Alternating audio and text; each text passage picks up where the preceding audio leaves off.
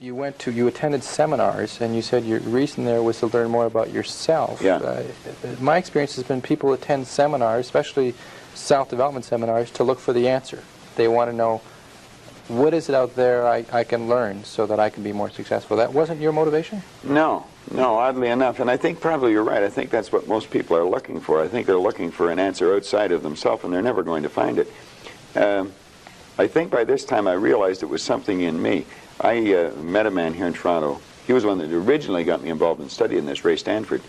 And he told me if I didn't like the results I was getting in my life, that I was going to have to change me because they were my results.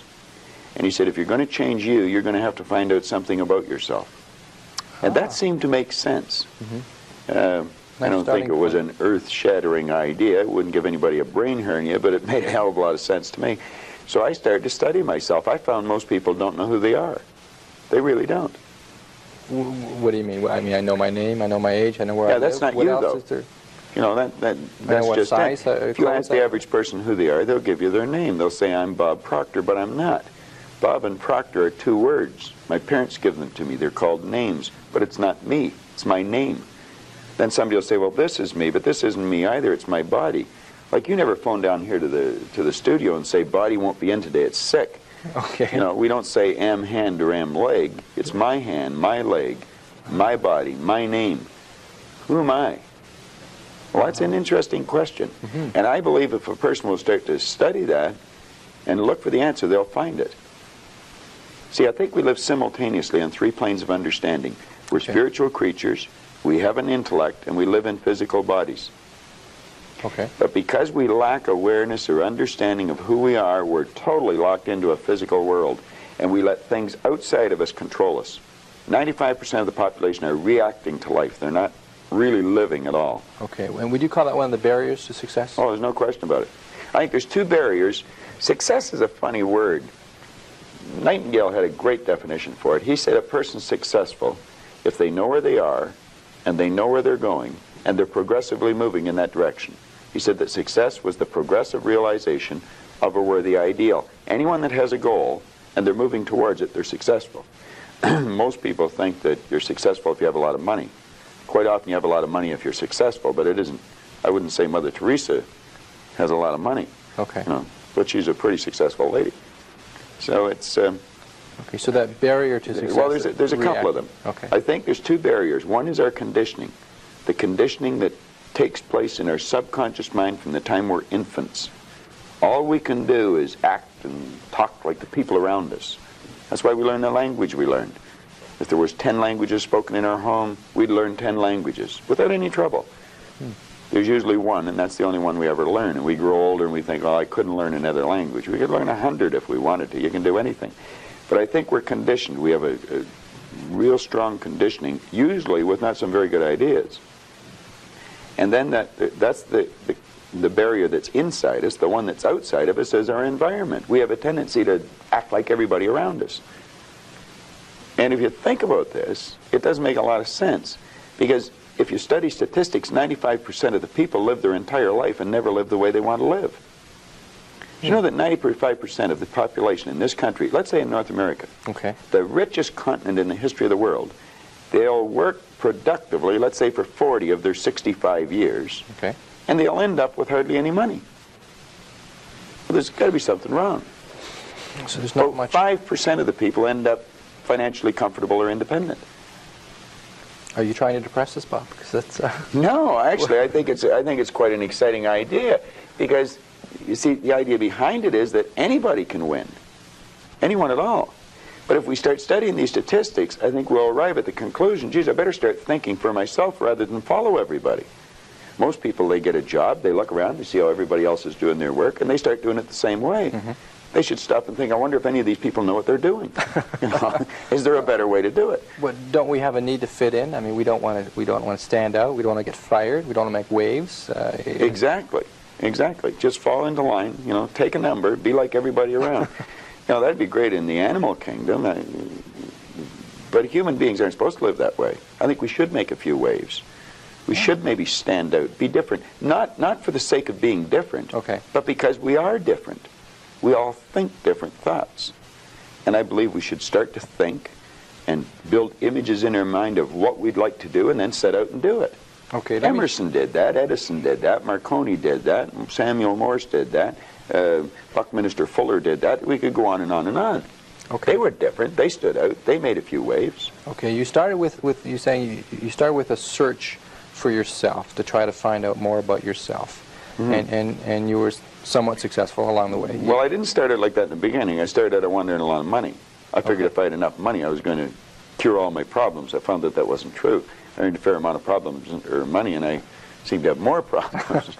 But I after working at this for a few years, I decided that the real answer is get to know yourself a little better. Okay. And I don't think you have to go off in the Himalayas and become a guru to.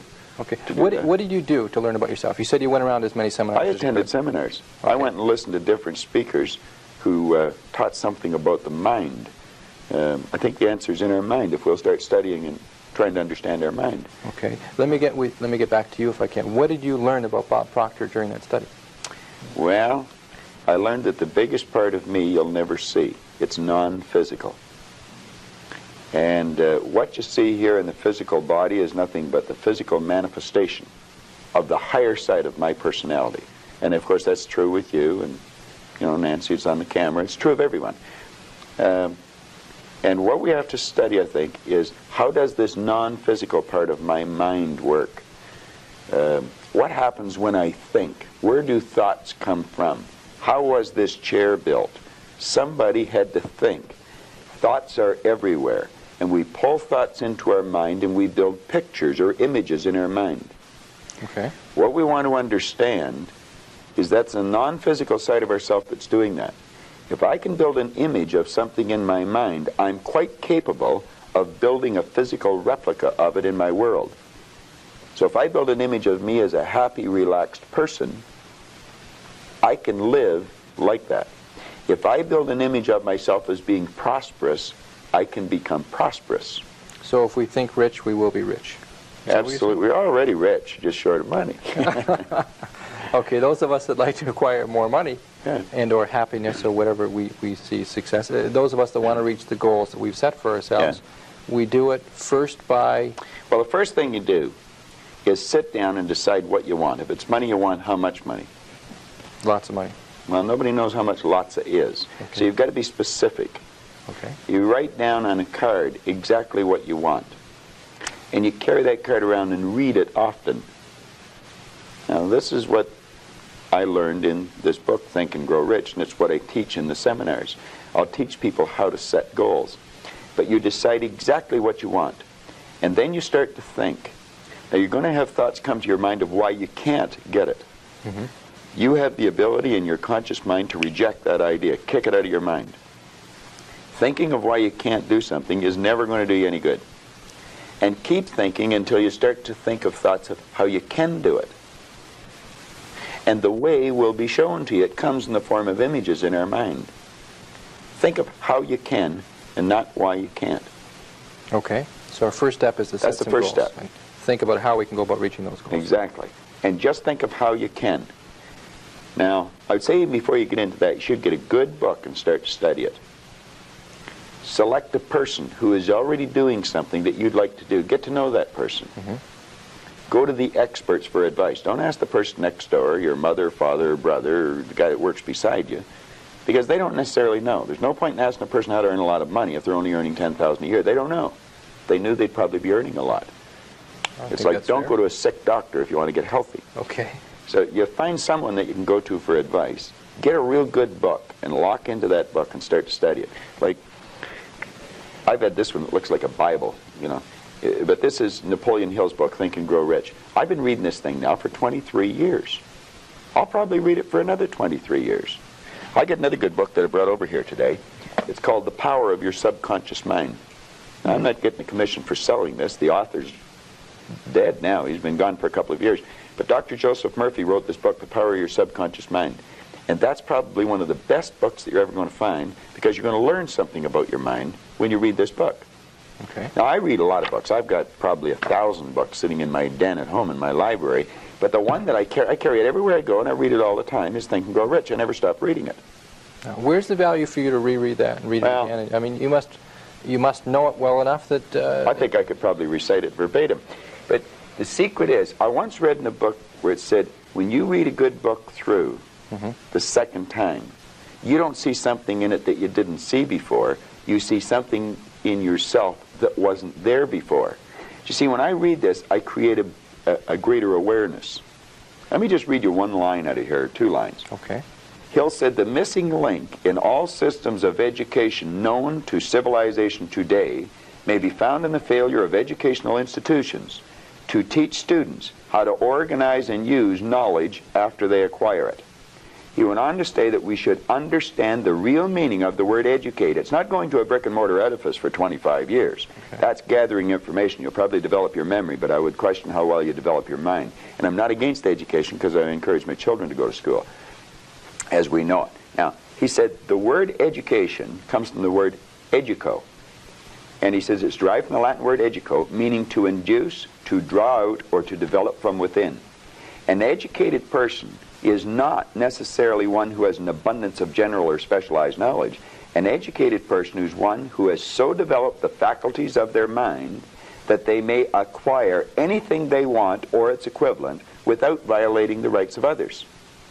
An educated person is the one that knows how to go and get what they want out of life without being selfish.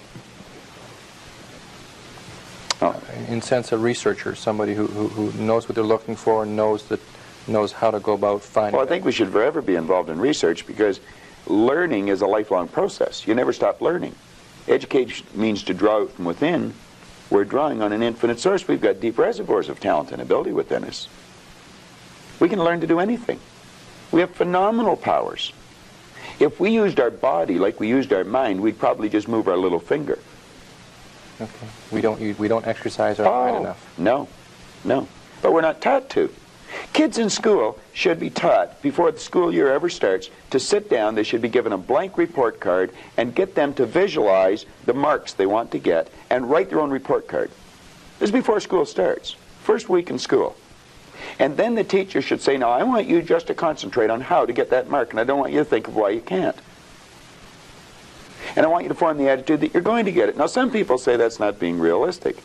That's being very realistic. That's following the success principles that go back 6,000 years in recorded history. That's how everything was accomplished. That's not engaging in fantasy thinking, in Hell, wishful no. thinking, in daydreaming we talk about. No. Well, that's where all greatness comes from. Greatness comes from fantasy. I would imagine that when Edison first saw the light bulb, he was fantasizing. But he kept fantasizing, and he built it into a theory, and then he built it into an image, and then he built it into a fact. Yeah.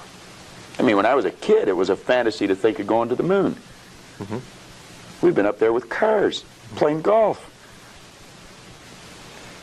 Okay, you mentioned in terms of success principles, attitude, this business of attitude. Attitude. It takes in the way you think, the way you feel, and the way you act.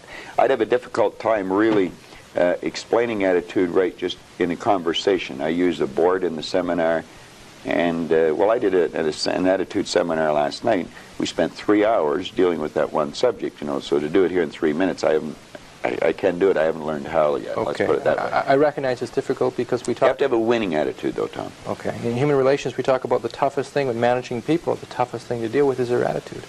That's right. That's almost impossible. And that's the one thing where management falls down. But we can't change people's attitudes. Well, nobody can change another person's attitude. The only attitude we can change is our own.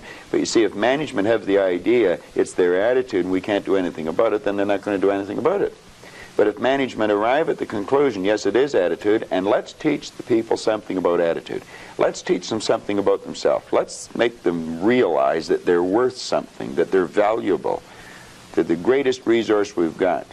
Companies spend about 65% of every dollar that comes in goes back out on employees and wages and benefits, and yet management knows less about employees than anything else. They know more about the gadgets and the widgets than they do about the people.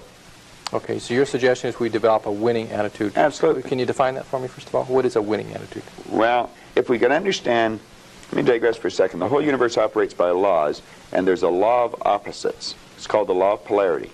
Everything has its opposite. There's a right and a left side. Mm-hmm. There's a front and a back, an up and a down, a hot and a cold, positive and negative, yin the yang. Well, you can think negative or you can think positive, but you can't think both at the same time. You're only going to think one way at one time. And we have to train our mind to think or look for the positive or the good in things. There's good in everything. There's no such thing as no good. Car broke down on the way over to the station. There's something good about it. There's something good about it. Now, you may have to look to find out what it is. Okay. Yeah. But there's something good in everything. There has to be a positive and a negative for anything to exist. There's a law of gender that decrees that. Science understands it. It's taught in science. Okay. Well, once we understand that there's this law of opposites, there's negative thoughts or positive thoughts. As the thought energy flows into our mind, we decide what we're going to think. A person's out of work. They can decide to think, I can't find a job, but they can decide to think, I can. If they're thinking, I'm going to find one, then they'll start attracting a train of thought to them, figuring out how to find it. You really have to understand how your conscious and your subconscious mind works in relation to your body or your physical world to understand attitude. Attitude should be taught as a subject in school ahead of reading, writing, arithmetic, or anything else. Because it's a person's attitude that's going to determine the marks they get. Okay, and maybe part of attitude or related to attitude is this business of self-image, which you talked about. Yeah. Well, that would, like we were talking about success principles, and I was saying you got to get the winning attitude, you've got to set a goal. Then you have to work on self-image. Now, when we think, we build images in our mind. Dr. Maxwell Maltz discovered the self-image concept as we know it today. In 1960, he was a plastic surgeon. And he realized he was operating on people. He may removed a nasty scar from their face. And he noticed sometimes when he removed the scar or maybe did a nose job on them or something, there was a great psychological change took place in the person. Where they may have been introverted, they started to become very gregarious and outgoing. And he postulated that there must be two images that we have, an exterior image, and we also have an inner self-image. Mm-hmm. And he started to study this, and he wrote a magnificent book on it called Psycho-Cybernetics. Mm-hmm. And psycho-cybernetics, psycho being the mind, cybernetics being the science of control and communication. And he goes into this, and he explains how every one of us has an image in our mind of ourself. And it's called a self-image. Too many people don't know much about themselves, and so they don't have a very good image of themselves. And you'll often notice that people will shy away from you. They won't look you in the eye. They'll look down or look up. They'll never try to do anything of any great consequence because they don't think they can. They have a poor self-image. Okay. Part of that is because through school we're told about what we don't do well. We failed here, we had low grades, or that we could only be part got of it. 60% Yeah. or whatever. Okay. Yeah. I think there's been a great disservice done with the IQ test in that respect when you're bringing out school. Binet, the Frenchman, back around the turn of the century, invented the IQ test, and then we brought it over from Stanford over here, and we'll test a person's intellect, and then we'll brand them good, bad, smart, not, and that's not true. We can change IQs by changing self-images. Mm-hmm. But yes, if we're told we're not very good, you're just like your dad, you're a bum, you're never going to do well, you didn't go to school, you can't win. Okay. Well, that's all false. We can do anything. And we should be encouraging a child. Give them a pat on the back rather than a kick. Okay, what can we do? Members of our viewing audience right now, most of us walk around with some degree of a self-image. Is that fair to say? We all have a self-image. Okay, would you say most of us have a negative self-image to some degree? Well, let's say we can all improve our self-image. Okay. I don't care how good your image is, you can improve it. Okay, how can we improve it? Something specific. How can we go about making our self-image more positive? Well, again, you're getting into a whole day seminar. If I could give you just a simple tip on it, if a person would sit down and let their body relax, totally relax, okay, and then start to visualize in their mind, see themselves the way they want to see themselves. Which may take a good deal of thought, since we're not well, sure you if it relax, occurs. yeah. I mean, in terms of how we want to see ourselves. Maybe we don't know how we want to relate it to something specific. Somebody we admire, maybe? Or possibly. Somewhere we'd like to see yourself down the road? Okay. Yeah. See how you'd like to live your life. See yourself living it that way. Okay. Now, understand that that's a picture in your mind. When you pick up a book, the book is nothing but a picture that an author has painted in words. Van Gogh, the great artist, was asked one time how he did such beautiful work. He said, I dream my painting, and then I paint my dream. They get the picture in the mind, and then paint it on the wall or on the canvas. Well, if we would relax and build the image in our mind of how we'd like to see ourselves, how we'd like to see ourselves acting in life, relating to other people, our social life, see ourselves in the position we hold, or how we make our sales presentations if we happen to be in selling or something, and then take that picture and describe it, write it out in the present tense. I am so happy now that I see myself, and write it out. Now, a lot of people will laugh at this and say, that doesn't make any sense. It makes a lot of sense. They can't tell you why it doesn't. I could spend hours telling you why it does, and I could explain it in such detail that everyone would understand it. But write out a description of how you'd like to see yourself. Start to read it, and read it, and read it, and read it every day. Carry it around and keep reading it. The one point that all the great teachers, all down through history, have all agreed on, they've been in complete unanimous agreement on it, we become what we think about. Now, it may be fantasy at first, it might even appear to us as being a lie. But if you read it often enough, you'll start to believe it. And when William James said, believe and your belief will create the fact, you will see the person's personality change. I watch people in the seminars, personality change right in front of my eyes. And all they're doing is starting to see themselves different. They're starting to think different thoughts. So our thoughts control our actions? Oh, there's no question about it. No, our thoughts control our feelings. Okay. Our feelings control our actions. All right. And we control our thoughts? Absolutely. Or we can control our thoughts? We can control our thoughts, yes. Generally, though, one of our difficulties, one of our problems maybe, is that we tend to react to what other people will tell us, and we consequently get the negative thoughts, and then that affects our feelings, and then that affects our behavior. That's right. That's exactly the way it is. We read the newspaper. Doom and gloom's coming. We just accept it. Doom and gloom doesn't have to be coming. Do you know there's always been a depression for some people?